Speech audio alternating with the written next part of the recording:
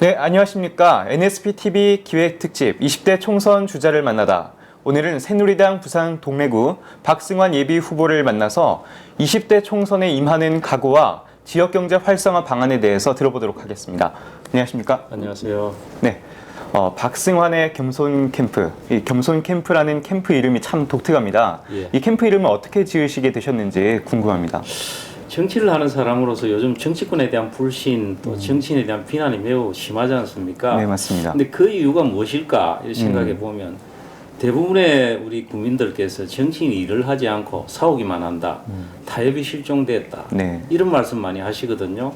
그래서 저는 그것이 결국 우리 정치인들이 너무 겸손하지 않고 교만하기 때문이라고 생각을 합니다. 네. 결국 상대방의 말을 인정을 하고 상대방의 존재를 인정을 하고 주민의 목소리를 경청을 하면 얼마든지 정치인이 제대로 주민으로부터 존경받고 일하는 정치를 할 수 있다고 생각하거든요.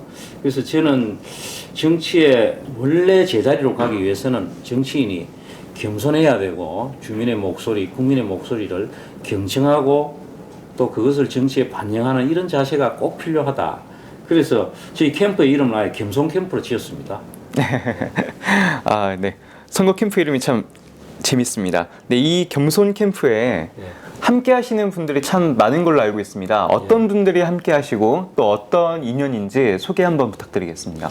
저희 예비 후보입니다만 그간 동네를 이끌어왔던 이규상, 조기루, 최창기 전 구청장님과 네. 이재용 전 국회의원, 전일수 전 시의원 이런 분들이 선대위원장 또는 부위원장으로 함께 하고 계십니다. 네.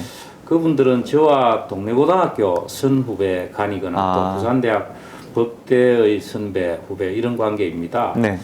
이분들이 단순히 동문이라는 관계라기보다는 이 동네가 그간 많이 침체되고 발전해서 외면되어 있기 때문에 이번에 저 박승환을 통해서 이 동네 지역을 한번 바꾸어 보자 하는데 큰 뜻에서 함께 의기투합했다 할까요? 이 힘을 모으는 그런 계기가 되었습니다. 아, 그런데 우리 그 후보님께서는 전 17대 의원 때 금정구에서 의정활동을 하지 않으셨습니까? 이번에 동네에서 출마하셨는데요. 17대 때 제가 원래 동네에서 출마를 했었습니다. 당시 박관용 의장께서 그만두시고 동네 공천을 겨냥해서 움직였습니다만은 당시 당의 사정으로 동네는 이재용 전 의원을 공천을 주고 저에게 금정으로 전략 공천을 주어서 전략 공천이었네요. 네. 금정에 가서 17대 국회의원을 마치고 원래 제 고향인 동네로 돌아왔습니다.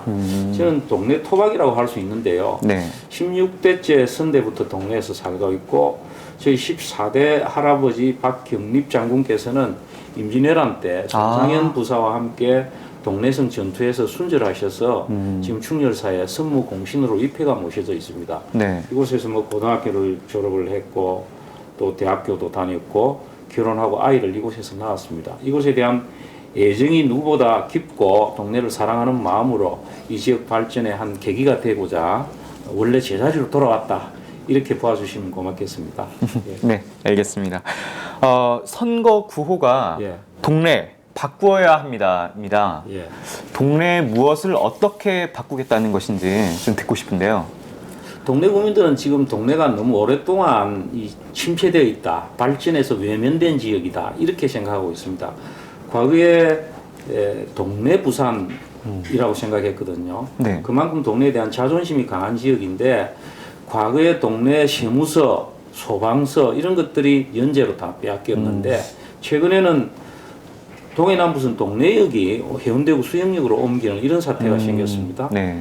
지난 9월 16일 날 가을비에 지은 지 10년 된 동네 읍성이 무너졌습니다. 네. 2005년 이진복 전 국회의원이 구청장 재직 시에 준공이 되었는데요.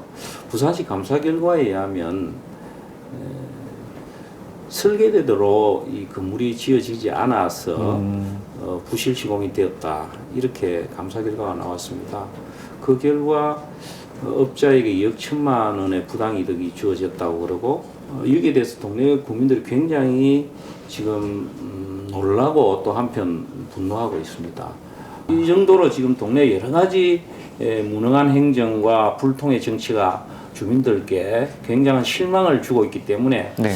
이것을 새로운 인물로 확실하게 바꾸자 하는 주민들의 뜻이 매우 높다고 생각합니다. 물론 제가 그런 것을 다 반영할 만큼 뭐 유능하다 이렇게 말씀드리기에는 아직 부족한 점이 많지만 그래도 지역을 사랑하는 이런 애정으로 제가 열심히 하고 저와 뜻을 같이 하는 많은 분들이 힘을 합하면 과거의 동네 부산이라는 그런 자존심을 되찾아올 수 있다 이렇게 생각하고 있습니다. 네, 알겠습니다.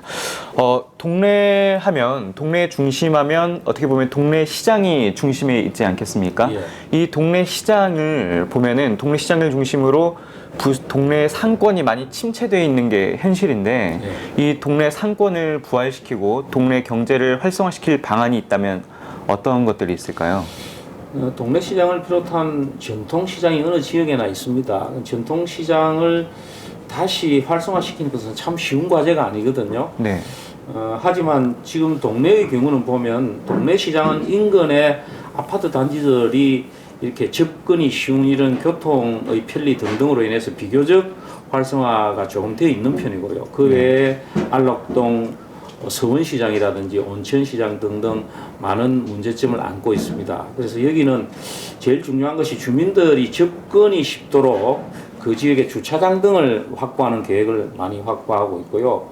그 외에 동네는 지금 뭐 많은 개인 택시업자들 이런 분들이 충렬로 교통 체증 문제를 상당히 심각한 문제로 받아들이고 있기 때문에 이것을 대심도 터널 도로를 빨리 완공을 하고 산성 터널을 완공해서 충렬로 교통 체증을 대폭 조기에 개통되게 한다든지 또는 지금 동네 가장 큰 문제점이 아니라 온천동 지역의 활성화를 위해서 그간 부산의 이 관광 자원이 주로 동부산, 서부산권으로 움직이고 있거든요. 그래서 네. 중부산권이라고 할 수 있는 이 동네 금정 지역은 범어사와 온천장, 금강공원 또 금정산 등을 끼고 케이블카 등을 이용을 하면 중국 관광객 등을 이 지역으로 유치를 해서 외부의 이 관광객과 이 많은 분들이 이 지역으로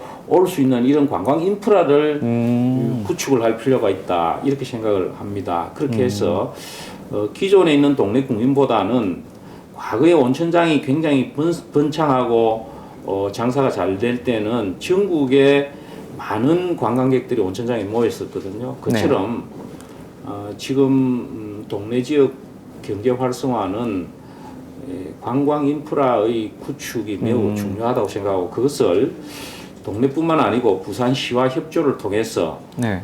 이 중부상권의 하나의 관광 벨트 조성을 적극 추진하도록 그렇게 하겠습니다. 끝으로 이번 총선에 임하는 각오를 우리 국민들에게 한 말씀 부탁드리겠습니다. 선거에 임하는 후보의 입장에서 반드시 승리해서 국민들에게 보답하겠다라는 말씀을 드리겠습니다. 어쨌든 과거 동네 부산이라는 이 자존심을 가진 이 지역 주민들께서 요즘 지역이 너무 오랫동안 침체되어 있고 발전해서 외면된 지역으로 있는 데 대해서 많이 격려해 주시고 이번에 반드시 동네를 바꾸라는 말씀을 많이 하십니다.